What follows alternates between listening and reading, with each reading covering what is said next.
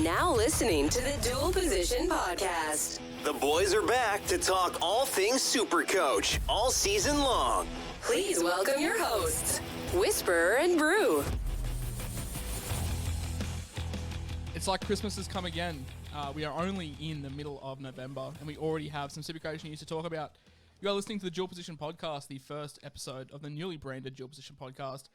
Joined officially as my co-host under that title now, Brew. How we going, mate? Excellent. How you going, mate? Good, mate. Good. Gotta love the new stinger. Gotta love the graphics of your and mine head. For anyone watching on YouTube, welcome. For anyone listening on Spotify and Apple, also welcome to have you back, mate. The draw has just dropped. There's a lot to talk about. A lot of teams might feel a little bit shafted. Some teams might feel a little bit happy about the draw, but we're here to break things down, give our first sort of reactions to Supercoach and how we're going to plan for the season ahead. You got some points to talk about, I got some points to talk about, but there's plenty to undive, isn't there? Yeah, absolutely. It's just good to be talking footy again. It's been a while. We've been in NFL mode for a couple of months, and it's just good to take a break from that and talk about our first love again. Yeah, NFL has been fantastic, but nothing like the NRL side of things. Mate, we'll get straight into it. Obviously, we know that fullbacks are the most crucial part of Supercoach to get right. Last year showed that Tom Trbojevic, it was his season to remember. We'll never, ever forget a season like his. Will he replicate it this year? Time will tell. We have no idea what the price is going to be like. We have no idea what anything is going to be with these new potential rule changes and whatnot, but the big three in Turbo, Papenhuyzen, and Teddy, they've all got claims for pros and cons, but straight away, mate, Papenhuyzen looks like he's not leaving my side at all through pre-season, any kind of planning. I think I'm going to have him there come round one. Yeah, even before this was released today, Papenhuyzen was my plan, and this just solidifies it for me. I quite like the Storm's draw. I think they've got probably one of the best draws of anyone that I've seen so far. So when I looked at it, absolutely, I said, yep, Papenhuyzen's definitely one of my two fullbacks. And then price dependent, we'll have to see what happens from here. I've got an idea who's my second, but I'm sure we'll get to that. Obviously, Turbo is the hot topic. A lot of people are claiming him as a must-have. I think it's hard to brandish someone that is the most expensive player as a must-have. We'll look at him in detail. I mean, he's got a pretty gross first two games. He's going to bleed cash. There is no two ways about that. He's going to have a monster break even. And the question comes, do you skip on Turbo and do you miss that first price rise? If the answer to that is yes, you then miss out on the Bulldogs in round 3. He has them at home, which is a very, very ideal matchup. So you're going to have to weigh up whether you lose that cash for the first 3 rounds and pick him up later on, because Manly do open up after those first two rounds. They open up quite well. But you've got the Bulldogs sitting there in that bright green fixture at home. Looking at it, I suppose one way to look at it is if you're going to play Penrith, round 1 might not be a bad time to do it. The Roosters, round 2, so that's bang bang. 2 really hard games straight out of the draw. But then from there on in, you've pretty much got easy games all the way through to round 12 when they play Melbourne. But without the stats in front of me, he got 78, 80 last time he played Melbourne, so he can obviously put points on anyone. I do think he'll bleed some cash early. I don't think he's going to go out and bang out 150 plus against Penrith and the Roosters in back-to-back weeks. But then, yeah, Bulldogs, Canberra, Newcastle, Titans, Cronulla, and even South for me. I'm not putting South as one of the elites this year. I'm probably going to put them probably in the next tier down when I judge them myself. I don't think they'll be as good a side without Bennett. So it's going to be a lot of head scratching. A lot will come down to price. But the double banger off the front with 2 hard teams, for me, I'm going to probably go on the pass side. That's the thing. I've got written down here that you do miss out on those first 2 games if you decide to play Turbo. Like, you're going to have to suffer those first 2. But then 9 out of the next 10 games are all pretty much bang on captaincies. And the only one I've put a question mark on that is that South game that you're talking about. But you could definitely make a claim for him to be a captain in that game. Like, 9 out of the 10 is fantastic. Papenhuyzen has a tough game in week 2 against South. But apart from that, it's pretty clear sailing as well. Same with Turbo.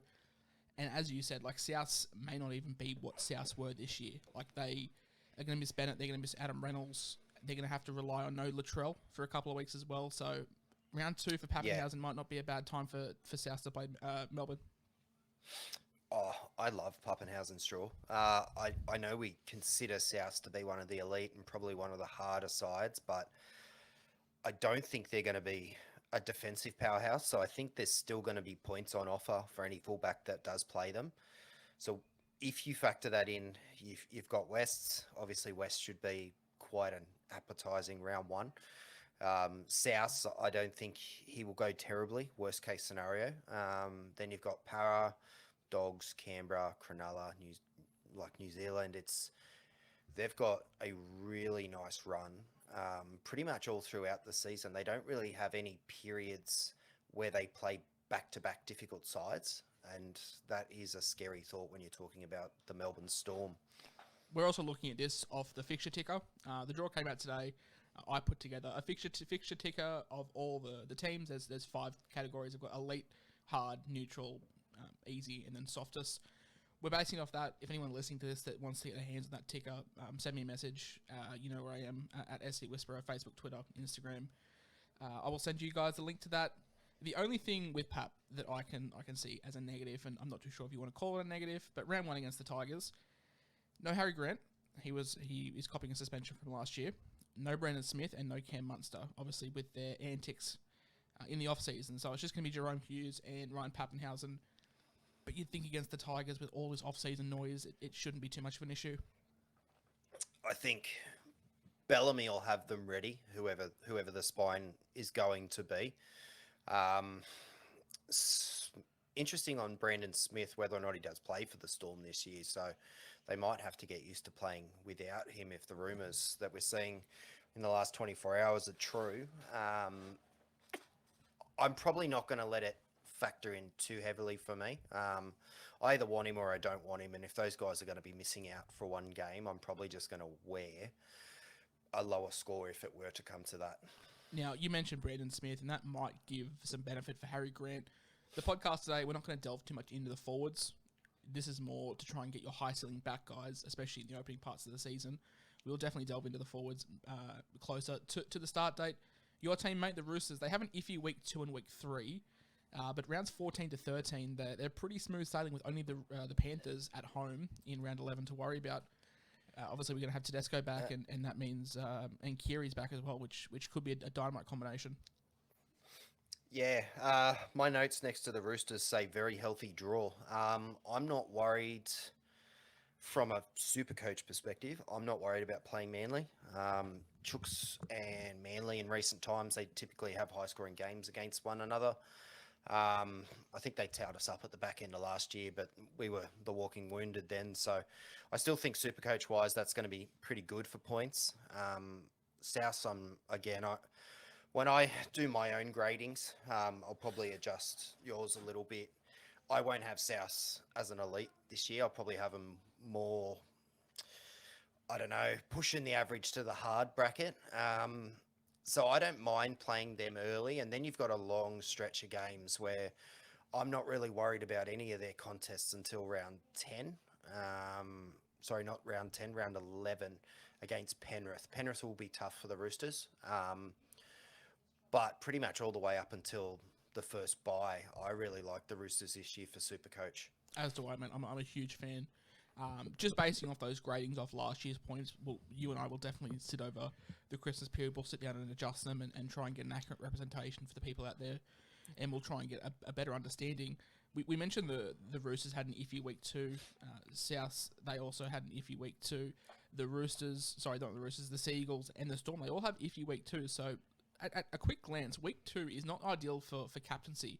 Penrith play the Dragons, which would have been perfect because we would have had Nathan Clear, but we got to remember that he's out for up to a month for the first week of for the first month of the season. So we're going to be scratching heads a little bit to find a captain for round 2. Moving into the first sort of smoky for the year, I've got Jaden Campbell, mate. Now the Titans have a pretty good run to start the year. They've got the Eels, the Warriors, the Raiders, Tigers, and Para all in the first 5 weeks. They played the Eels twice with a couple of bottom 4 sides there. Jaden Campbell looked really, really impressive in the stints that he had last year. Is there a world where we don't start with two guns and we could potentially look at someone like a Jaden Campbell with the Titans draw?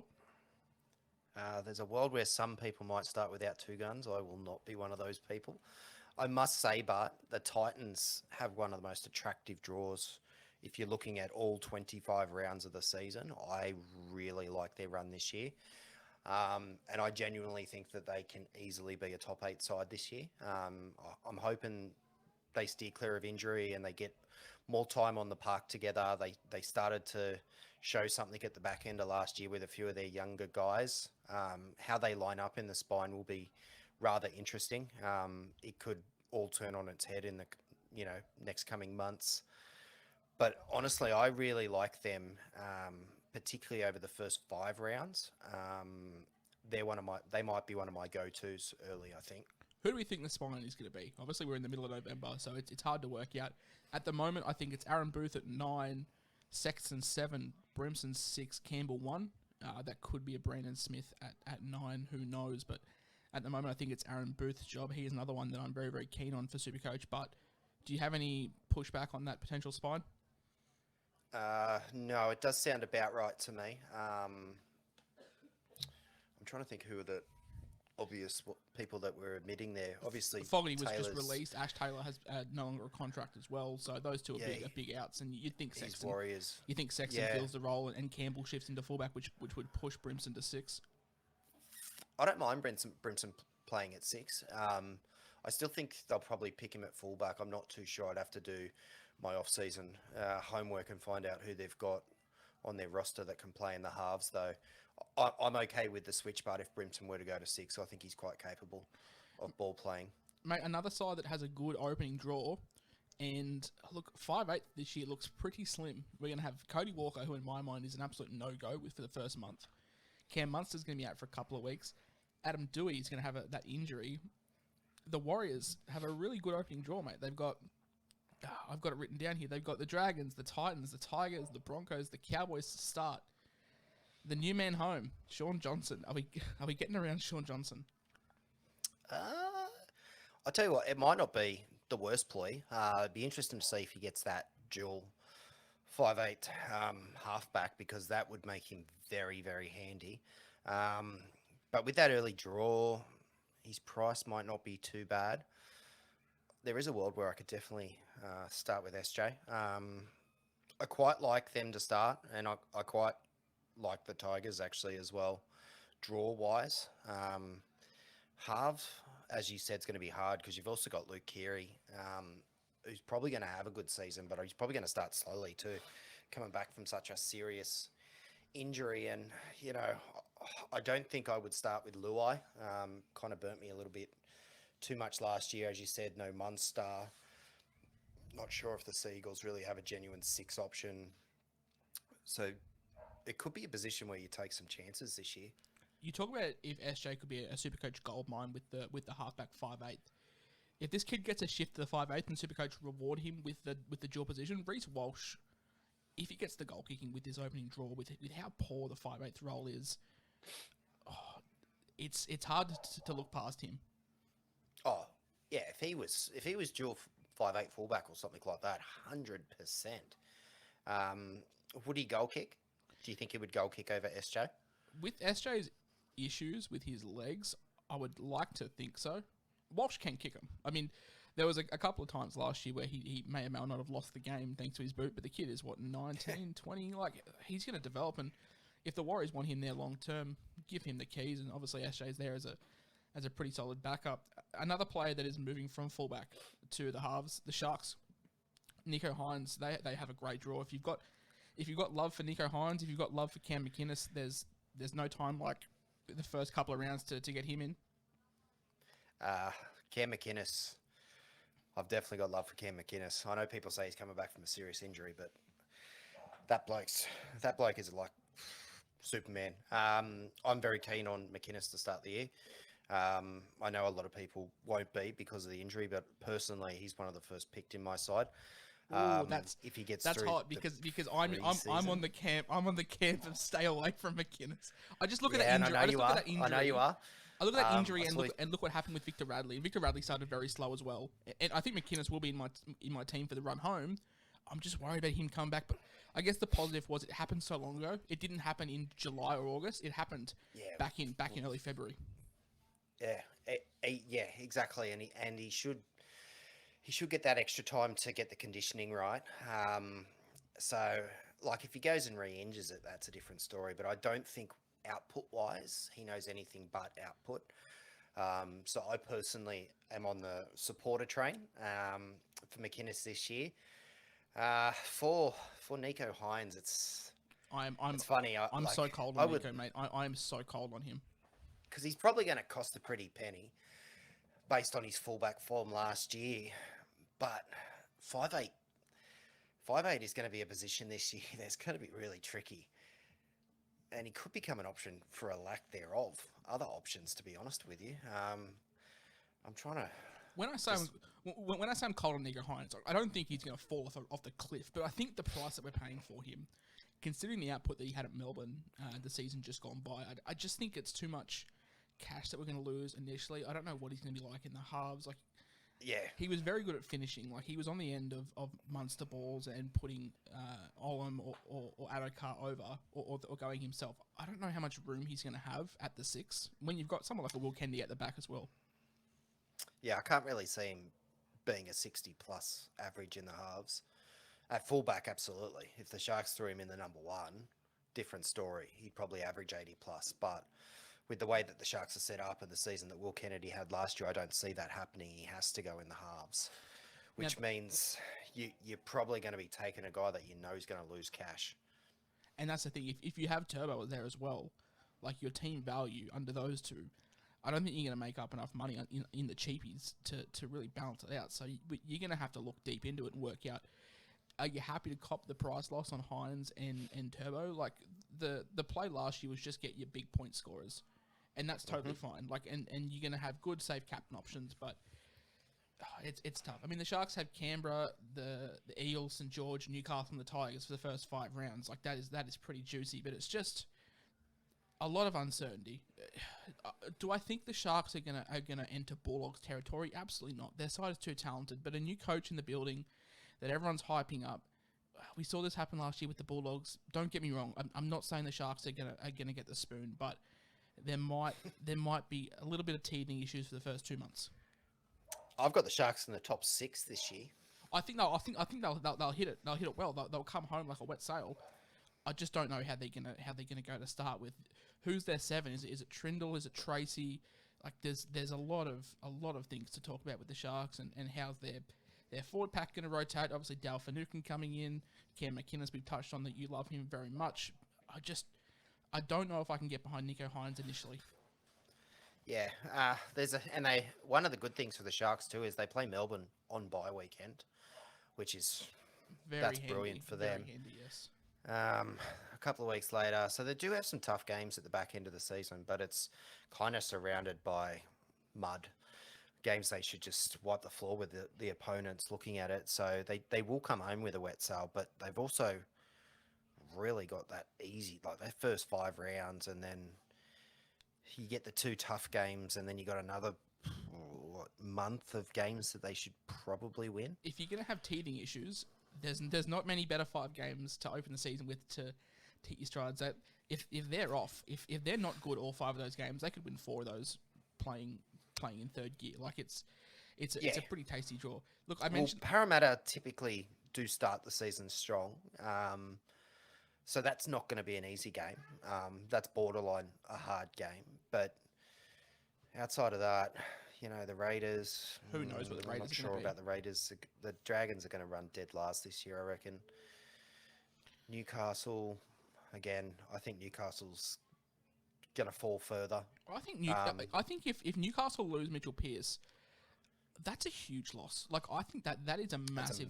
And a lot of people will hang shit on Mitchell Pearce, but he's played a lot of games in the NRL for a reason. He's a very talented football player, and he steers the side around well. He doesn't have the best end kicking game inside the opposition 20, but getting you to a spot, there's not many better than Mitchell Pearce. He's not on the same level as Cleary or Reynolds in terms of organisation, but he's a very, very solid halfback to have. And if they lose him, And if they do get the rumoured Luke Brooks, it's hard. Yeah. Well, I'm not very high on Luke Brooks, so I think they're better off just taking a local junior than getting Brooks. But Pearce is the reason that I think he's going. It seems pretty evident that he doesn't want to stay and that he wants to go over to England. So I think they will lose him, and I think they're underestimating how important he is to their side. They probably used to him being out. He's missed a lot of football since he moved up to Newcastle with injury. But the games that they've won, I think typically, and I don't know if this is factual, but I feel like watching them that they've won a lot more games with Pearce than they have without Pearce over the last couple of years. They've made the finals the last 2 years, I'm pretty sure, and they haven't looked convincing either way. Like they have, and we'll touch on, as this podcast goes further, we'll touch on sort of the back end of the season. But last year they were blessed with a great run home. And this year again, like they've been blessed with a fantastic run home.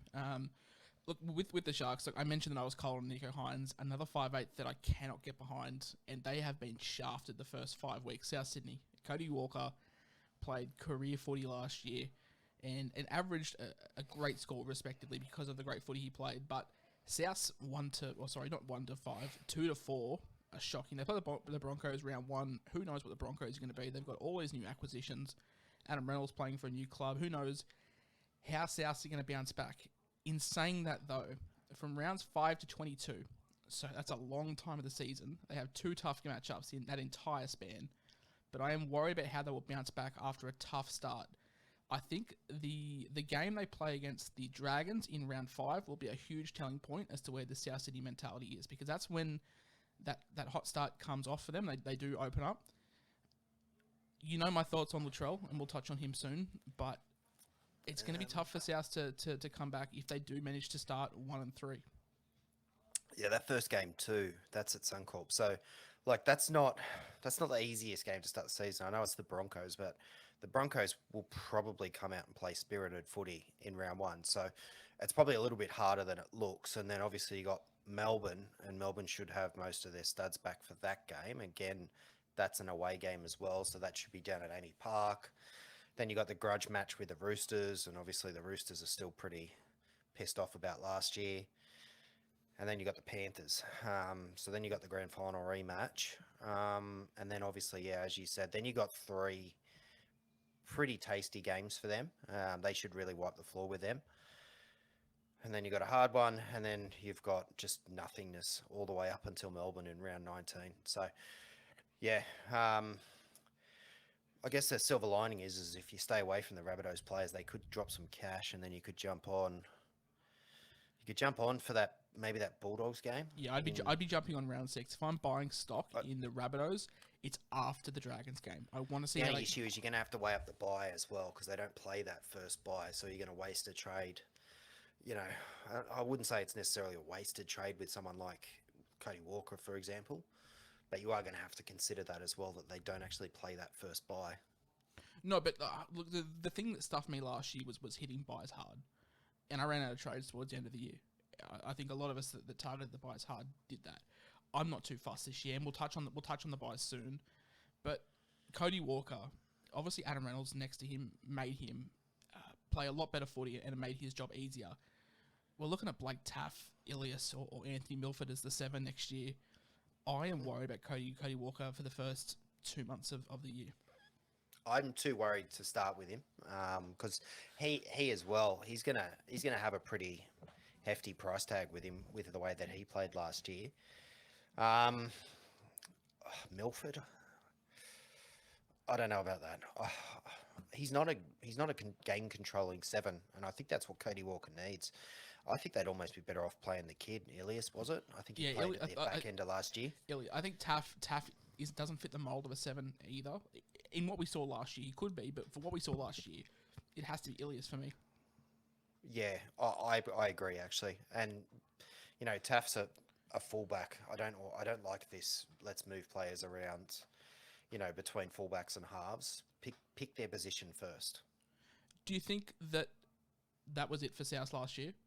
That was the window for them to go forward. They've always been on the cusp and always sort of done themselves hard come September. Last year, it all clicked into place for them. They didn't get the chockies in the end. Bennett's left. Reynolds is left. Are we worried that Souths just totally capitulate? I don't think they'll totally capitulate, but I don't think they're a top 4 side without Reynolds. I think they'll have flashes of brilliance. I think at times they might even, go on a big winning streak, but I just don't think they're going to have the consistency. And just, it's almost like the Cronk factor as well, where when Cronk's there, those tight games, he just pushes you across the line. I think they'll start losing those type of contests without Reynolds. Next point. If Souths do click, and what we're saying is wrong, and they come out absolutely guns blazing, Latrell, he's going to miss these first couple of weeks. He's going to skip all these tough games. He comes into it on this monster run. Latrell Mitchell played average footy last year and averaged 81, I'm pretty sure. He now gets the goal kicking. I have a huge hard-on for Latrell next year. I don't know if I have the balls to pull it off, but goal kicking Latrell and Souths are in full form. He could be a top 3 fullback. I agree that he could be a top 3 fullback. Do we have clarity on when he returns? Is it round 2 or round 3? I think it depends, I should know this, but I think it came down to whether the All-Star game is considered an NRL sanctioned game. I think he was suspended for 6 weeks, and he's missed 5 or 4. He may have missed 5 or 4, and then it'll come down to that. But regardless, I remember we were arguing about this point, because I was saying, well, if he's suspended, he shouldn't be considered a selection. But then I can't remember. Someone else was in this conversation with you and I. It's with the Origin, because if you can prove if you can prove that you're going to be selected for Origin, like if the coach wrote a letter to the club or to the NRL and saying, I was going to pick this bloke, that counts. And obviously Latrell Mitchell is getting picked for the Indigenous All-Star side 100%, every day of the week. So if that is the same, if the precedent is carrying over, if we're using the precedent from the state of Origin, we're going to use the precedent for the All-Star game. I think that would see Latrell Mitchell back around 1 or round 2. Even still, I'm not going to touch him until after that Dragons game. As I said, the same with Cody Walker in any kind of stock with there. And another one that I haven't written down here, but I reckon huge aggression on the cards for Alex Johnston. Like, absolutely a monster aggression. He's still going to have Cody feeding him, but it's going to really depend. There's no way I'd start with him. We know AJ can dish out 5 points, or he can dish out 125 points. There's one settling. It's just that there's one premium settling that we start with, isn't it? Like, it's Brian Toto or it's none. I can't go near Garrick. I can't go near AJ. Without seeing the prices, it's pretty much just Toto for me. And then we'll have to see who's Addo Carr's absolutely a no-go at the Bulldogs. What did Lalesial change his name to? I have no idea who you're talking about. The Titans winger. Oh, no, I wouldn't. I don't know. It's hard. He played last year. Yeah, he was I know. Base stat beast. Greg Marzu. Greg Marzu is Greg Luisio. That's him. He was. He changed his name. Okay. And I always remember him because he was always in my preseason side, like every year as my nuff. And then last year he wasn't, and he came on and killed it. I actually really like the idea of starting with him and Toto in my centres this year. And then taking a swing on someone like an Xavier Coates if the price is right. There's a couple of value guys that we can look at. Look, we've touched on some of the better draws, like the concrete ones. There's a couple of teams here that are swinging, and I know that some of you guys out there do like your pods and you like to go a bit left field. The Eels and the Cowboys both have swingy fixtures all year. They both have parts of the year where they will go on 5 or 6 week runs of really good fixtures, and then they run into a brick wall. They'll play top 4 sides in back-to-back weeks, and then that'll go on another swing. The Eels, I probably can't get behind any of the backs, but I do like Hamiso if he can get centre wing eligibility, and he plays fullback for the Cowboys. I really like the Cowboys draw all the way up to round 11. And it's a little bit frustrating with the Cowboys because they do play that first bye, but they've got 2 really tough games leading into it. But rounds 1 all the way through to 10, they've only really got 1 tough game for me, and that's a great draw in my opinion. You keep mentioning the buys, and obviously it's something that is going to play on our mind. Last season, the buys suited more of the round 13 stack. I know a lot of guys went round 13 hard and binned off round 17. I haven't looked too much into the sort of the mid-range and cheapy players, but just on the face of things, the guns, Looks like it's split a little more evenly this year between the two bye rounds. Looks like there is a nice sort of split between your premium sides. So we're not going to have to go too heavy on one, too heavy on the other. But like I said, I haven't looked too much into it. I think I don't know the exact teams off the top of my head, but Storm Rabbits might play on the same week, and Penrith Seagulls, or like a combination of those.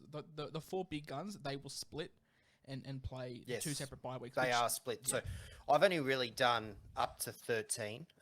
So the first bye is the Roosters, the Warriors, the Raiders, the Dogs, the Titans, Manly, Cowboys, and the Panthers. So you've got three of the top sides in that one. And then you've got a couple of the more nuffier sides in there, which will mean that we've got a much better swing this year than we had last year, where it was pretty much everyone I want for the run home is playing round 13. What do I do about round 17? Yeah, and look, I don't think there's any point looking into those middle rounds because we always have guys that pop up out of nowhere. I know that you played Matt Duffy last year across the bye. He got you 159, I think, from memory. So, like, these guys, you can play all you want, but these guys come up. The one thing that I do want to look at before we wrap up today, the run home. Now, the Knights, yet again, as I mentioned before, have been blessed with a beautiful end to the season. I think it's rounds 20 to 25. The Dogs, the Tigers, the Broncos, the Raiders, the Titans, and the Sharks. If Kalen Ponga can find his feet and Mitchell Pearce does stay, I'm going to get sucked into it again. I'm going to get sucked into having Ponga for the run home. I am not. Can you hold me to that? I am not having Kalen Ponga for the run home. Do not buy him. If I did not have Ponga last year, my finishing rank would have been a hell of a lot higher. Can I just say, you haven't really mentioned it too much.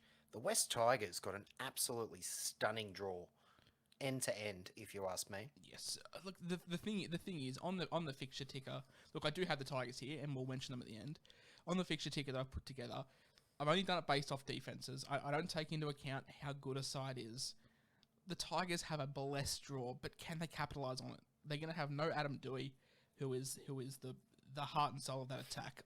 I am worried that Jackson Hastings is going to have to put the entire load on his back.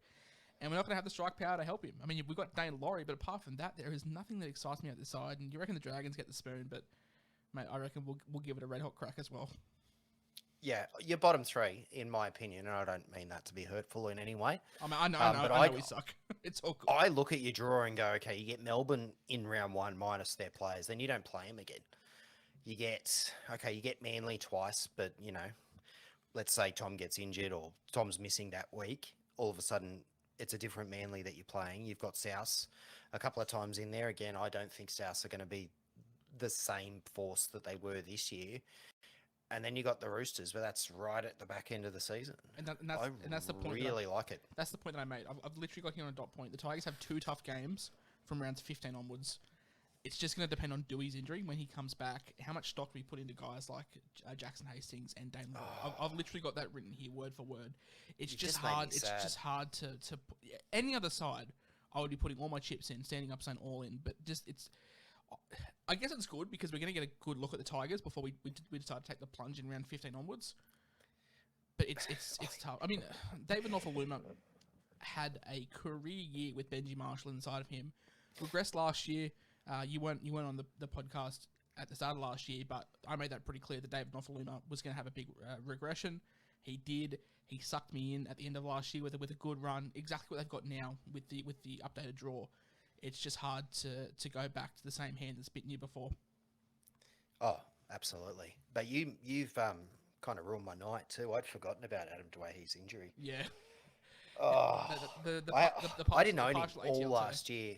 And I've been thinking, you know, over the last couple of weeks as I've been getting ready to talk about the draw, I'm like, oh, good. I might have to start with Dewey just so I can have him. Our only saving grace is gone. Our only saving grace is done. Mate, before we wrap up, as we said, the Knights have a great draw. The Tigers have a great draw home. As to the Dragons, why do all these sucky sides have to have the really nice draws that finish? The Dragons have the Cowboys, the Sharks, the Raiders, the Titans, and the Tigers, and also the Broncos. I've written here with a laughing emoji. We're going to go back to the Cody Ramsey well once again. You can. That well is shallow for me, very shallow. One I also noticed is the Dogs don't have a bad draw home either. Look, the Dogs could be world beaters at the end of the year. I don't think they will be at the start of the year. They could click and all of a sudden be like freaks. I mean, Matt Burton's going to have a sky high price, and you couldn't pay me enough to put Matt Burton in my side. Like, I think a lot of casuals might fall into that. There is a world where I can see the Bulldogs starting the year 2-0, and after, let me count it out, after 8 rounds become 2-6. Oh yeah, 100%. Mate, I made a prediction last year that Kyle Flanagan would average 55 plus last year. I bought way too much shares on the Bulldogs, and I got made to look like a fool. I can't do it again. I can't unless they come out in the trial and pump, I don't know, someone like 50-0 and Matt Burton puts on a clinic. I just can't put any stock into it. I can't even put stock in like Tavita Pangai. Like, he's gonna play 80 minutes. He's gonna play 80 minutes. Like, he's gonna play 80. Trent Barrett's gonna be like, look, you're all we've got. Do whatever you can. I can see a world where Pangai averages like 80 just all in base, but I can also see a world where he just does sweet FA. He could just be David Fafita without the tries. Yeah, or he gets suspended for 6 weeks in round 1. Oh, that's the gauntlet you take with TBJ. It paid off last year. He wasn't too bad, but I think he's a perfect boom or bust candidate. I owned Pangai for a long time last year, and he didn't play much of it. Let's just say that. Insane that I might be able to start with Dogs forwards next year, but there's no way I'm going to start with Dogs backs. I remember last year everyone was talking about the centre 5'8", and I couldn't get on board with it. Avarillo cost me such a hot start. Going back to Pangai, he did play a couple of games off the bench and scored pretty poor. I don't think that's going to affect his production too much. I mean, when it comes to the scoring, but no, he should still have like a 60 average to start. Aaron Shop, he looked okay. Good. I'm super keen on him, but with that round 3 to 8 draw, like you're talking about the top 5 sides from last year in the space of 6 weeks. I can't do that. The Bulldogs have been well and truly shafted this draw, mate. Like, they have been fists. I think they played 2 games at home out of the first 7, and they play like all the top 4 in the first 7 games as well. Yeah, and they get 1, 2, 3. They get like another 3 after that in the following, like 15 rounds too. So. I feel bad for him. A lot to discuss, mate. I think the consensus from you and I, though, is Ryan Papenhuyzen, first player picked, and I don't really see him leaving the side, especially if he's goal. Like, his stats playing 80 last year were phenomenal. I think people forget that with the concussion. Like, when he played 80 minutes, he was a freak. Look, I think people need to go back and just look at the last month, the first month of last year. That's what Ryan Papenhuyzen can do. And the last fortnight. With a full preseason, and he won't be, you could see he was playing a little bit timid at the back end of last year. That won't be the case to start next year. He'll be ready to go, and if he's kicking goals and, the Storm have a decent draw to start, then it's on. Mate, we are going to pack up the microphone again for another probably 6 weeks. We'll be back when Supercoach opens, but we had to get on. We had to dissect the draw.